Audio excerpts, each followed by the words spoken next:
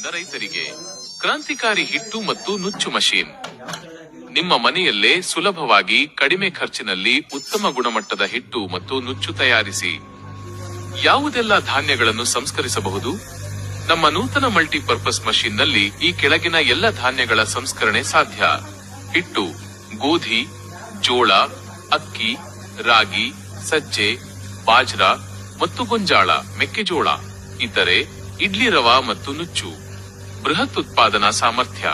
ಹಿಟ್ಟು ಪ್ರತಿ ಗಂಟೆಗೆ 8 ರಿಂದ 10 ಕೆಜಿವರೆಗೆ. ನುಚ್ಚು, ರವಾ ಪ್ರತಿ ಗಂಟೆಗೆ 12 ರಿಂದ 14 ಕೆಜಿವರೆಗೆ.